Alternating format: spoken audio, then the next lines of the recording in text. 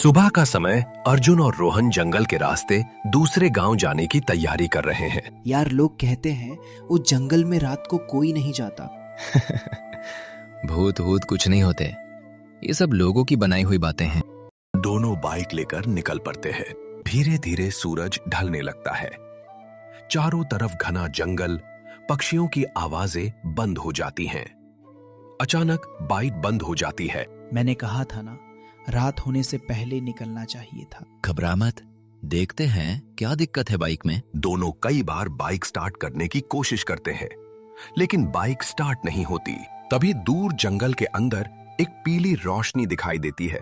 वो देख, शायद कोई घर है। चलो वहीं चलते हैं। दोनों पैदल उस रोशनी की तरफ बढ़ते हैं। जैसे जैसे पास जाते हैं, एक पुराना लकड़ी का ढाबा दिखाई देता है। ऊपर टूटा हुआ बोर्ड लिखा है जंगल ढाबा। अंदर एक बूढ़ा आदमी चुपचाप चाय बना रहा है। उसकी आंखें बिल्कुल अजीब है। आ जाओ, मैं तुम्हारा इंतजार कर रहा था। दोनों एक दूसरे को देखने लगते हैं। इसे कैसे पता कि हम आने वाले थे? बूढ़ा बिना पूछे 2 प्लेट खाना रख देता है। हमने तो ऑर्डर भी नहीं किया। बूढ़ा मुस्कुराता है। जंगल में आने वाले मेहमान क्या खाने वाले हैं, मुझे पहले से पता चल जाता है। रोहन के हाथ कांपने लगते हैं। अचानक ढाबे की सारी लाइट बंद हो जाती है। बाहर तेज हवा चलने लगती है। तभी सभी लोग ढाबे के अंदर चले जाते हैं।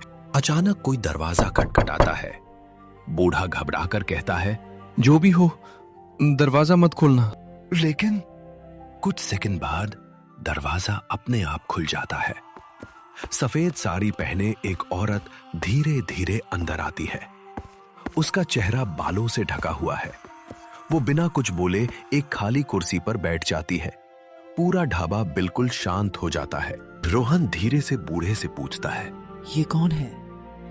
इससे आंख मत मिलाना, नहीं तो ये तुम्हें भी अपने साथ ले जाएगी। अर्जुन डरते हुए भी उसकी तरफ देखने की कोशिश करता है, लेकिन तभी वो औरत धीरे धीरे अपना चेहरा ऊपर उठाने लगती है और उसी समय पूरा ढाबा जोर से हिलने लगता है। पूरा ढाबा जोर जोर से हिलने लगता है। लालटेन अपने आप झूलने लगती है। रोहन डरकर अर्जुन का हाथ पकड़ लेता है।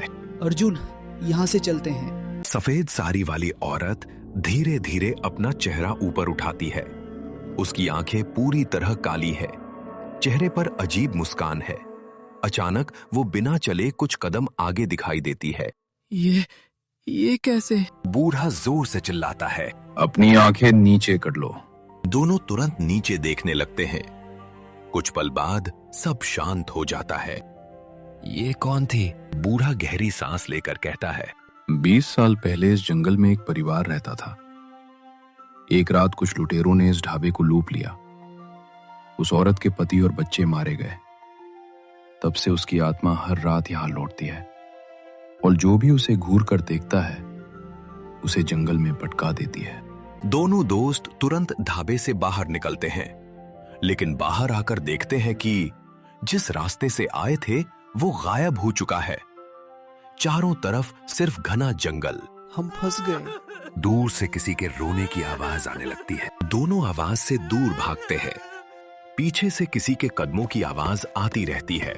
जब भी वे पीछे मुड़कर देखते हैं, कोई दिखाई नहीं देता। अचानक अर्जुन का पैर एक गड्ढे में फंस जाता है।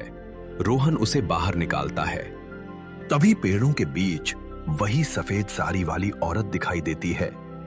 इस बार वह कुछ नहीं बोलती, बस हाथ से उन्हें अपनी ओर आने का इशारा करती है। भागते भागते दोनों को जंगल के बीच एक पुराना मंदिर दिखाई देता है। वे अंदर छिप जाते हैं। मंदिर में एक बहुत बूढ़े बाबा बैठे होते हैं।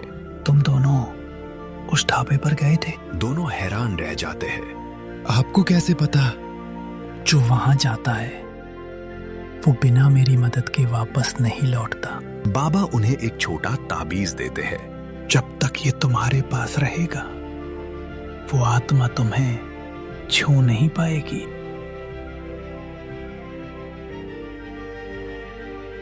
दोनों फिर से ढाबे की ओर लौटते हैं। बूढ़ा ढाबा मालिक उनका इंतजार कर रहा होता है। वो कहता है, आज उसकी मौत की बरसी है। आज वो सबसे ज्यादा शक्तिशाली होगी। अचानक तेज आंधी चलने लगती है। ढाबे का दरवाजा अपने आप बंद हो जाता है।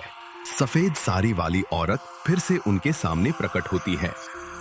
इस बार उसकी आवाज पूरे ढाबे में गूंजती है। कोई यहाँ से जिंदा नहीं जाएगा। अर्जुन और रोहन ताबीज कसकर पकड़ लेते हैं। ढाबे की दीवारों पर दरारें पड़ने लगती हैं और यहीं से शुरू होती है उनकी सबसे खतरनाक लड़ाई। जैसे ही सफेद साड़ी वाली औरत उनके सामने आती है, पूरे ढाबे में तेज हवा चलने लगती है। मेज कुर्सियां अपने आप हिलने लगती हैं और लालटेन बुझ जाती है। अर्जुन, अब क्या करेंगे? डरेंगे तो नहीं बचेंगे, साथ रहो। अचानक आत्मा चीखते हुए उनकी ओर बढ़ती है।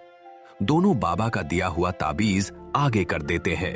तेज सफेद रोशनी निकलती है। आत्मा कुछ पल के लिए पीछे हट जाती है। मैं ही इस ढाबे का मालिक हूं। 20 साल पहले लालच में मैंने लुटेरों की मदद की थी। उसी वजह से उस औरत का परिवार मारा गया। तब से मैं भी इस ढाबे से कभी बाहर नहीं जा पाया। अर्जुन और रोहन हैरान रह जाते हैं। तो इस श्राप को खत्म कैसे किया जाए? ढाबे के पीछे उसके परिवार की अधूरी चिता है। उसे सम्मान से अग्नि दो और उसके परिवार के लिए प्रार्थना करो, तभी उसकी आत्मा को शांति मिलेगी। दोनों ढाबे के पीछे जाते हैं। घने पेड़ों के बीच उन्हें टूटी हुई चिता और पुराने अवशेष मिलते हैं। वे लकड़ियां इकट्ठी करते हैं और चिता को सम्मान पूर्वक अग्नि देते हैं। दोनों हाथ जोड़कर प्रार्थना करते हैं। अचानक पूरा जंगल शांत हो जाता है। रोने की आवाज बंद हो जाती है। सफेद साड़ी वाली आत्मा फिर से उनके सामने प्रकट होती है। इस बार उसका चेहरा पहले जैसा डरावना नहीं, बल्कि उदास दिखाई देता है। वह धीरे धीरे अपने पति और बच्चे की परछाइयों की ओर देखती है। उसकी आंखों से आंसू गिरते हैं। मेरे परिवार को सम्मान देने के लिए धन्यवाद। धीरे धीरे उसके चेहरे पर मुस्कान आ जाती है। तेज सफेद रोशनी फैलती है। कुछ ही क्षणों में आत्मा और उसके परिवार की परछाइयां आसमान की ओर विलीन हो जाती हैं।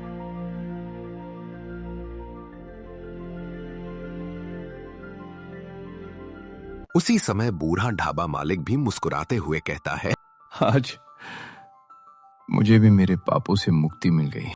और वो भी धीरे धीरे गायब हो जाता है। पूरा ढाबा अचानक खंडहर में बदल जाता है। सुबह की पहली किरण जंगल में फैलती है। अर्जुन और रोहन बाहर निकलते हैं। अब उनकी बाइक बिल्कुल सही हालत में खड़ी होती है। दोनों बिना कुछ बोले गांव की ओर लौट जाते हैं। गांव पहुंचकर वे सारी घटना एक बुजुर्ग को बताते हैं। बुजुर्ग कुछ देर चुप रहते हैं, फिर कहते हैं, तुम दोनों बहुत भाग्यशाली हो। जो उस भूतिया ढाबे तक पहुंचा वो कभी वापस नहीं आया। शायद तुम दोनों को वहां किसी कारण से भेजा गया था। दोनों एक दूसरे की ओर देखते हैं। कुछ दिनों बाद अर्जुन और रोहन फिर उसी रास्ते से गुजरते हैं। वे उस जगह रुकते हैं जहां ढाबा था, लेकिन वहां अब सिर्फ खाली जमीन है। ढाबे का कोई निशान नहीं। दोनों राहत की सांस लेते हैं और आगे बढ़ जाते हैं।